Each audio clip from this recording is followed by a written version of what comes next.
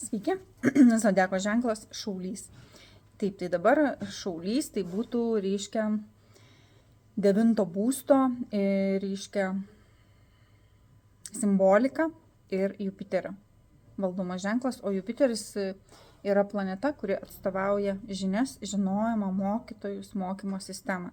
Tai dėl to visi tie, kurie yra kaip mokiniai ir mokytojai, jie yra būtent mokytojos ir mokinio santykis, reiškia, atsispindi per šaulio ženklą. Tai reiškia, kad visada ten, kur tu esi mokinys, visada yra mokytojas. Visada, kur tu esi mokytojas, tu esi ir mokinys. Būtent čia yra svarbiausia šitą suprasti. Tai yra Jupiterio ir esmė. Yra daugybė astrologijos tokių kaip rūšių, sakykime, Jupiteris yra laikomas sėkmės, palaiminimų, optimizmo, žinojimo planeta. Bet Jupiteris turi žinoma ir savo neigiamą pusę, kaip ir šaulio ženklas. Tai tą visažiniškumą, išdidumą, pasipūtimą, puikybę. Ir reiškia, jeigu aš esu kažkoks tai kažką žinantis, tai neva aš tai aukščiau už kitus ir aš kažką daugiau žinau. Nors vieną dieną tu visažinis, kitą dieną degradas prie krūmo. Niekas to nežino. Mūsų gyvenimas gali labai pasukti visiškai kitą vagą. Mes esam iš tikrųjų mažučiai. Mažos dalelės dieviškos ir kiek mes suvokiam tą aukščiausią žinojimą ir kam mes tarnaujam. Tokie mes ir esam. Tai būtent tai ir simbolizuoja šaulys. Šaulys ieško mokytojo. Jisai pats nori būti mokytoju, turi tam talentą dažnai, bet jisai ieško ir mokymo sistemos, ir mokymo, kuri jam būtų tobuliausia.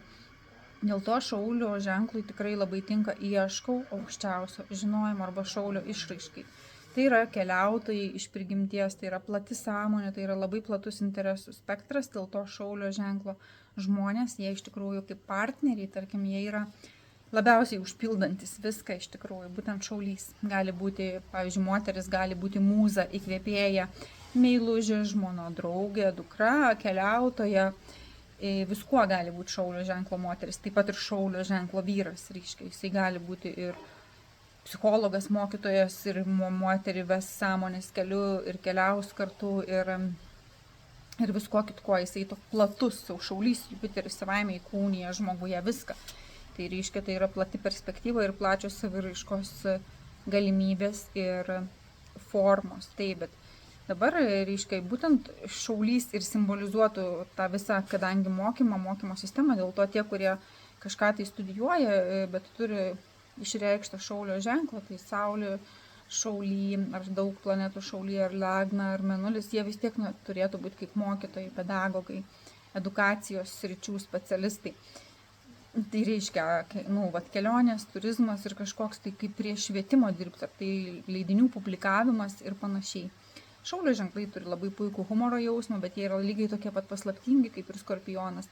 Reiškia, šaulio jūs taip lengvai neperprasite, nes jo Jupiteris jau savaime duoda tiesiog tokią, jisai kažką kitką sužinojo ir jis jau visai kitaip elgėsi. Tai nėra jokios stagnacijos, dėl to kažkokia prasme šaulio nenuspėsi. Ir jeigu sakiau, kad šaulio ženklo vyras įkūnija daugybę bruožų, tačiau moteriai tai gali būti tikrai nelabai pastovu.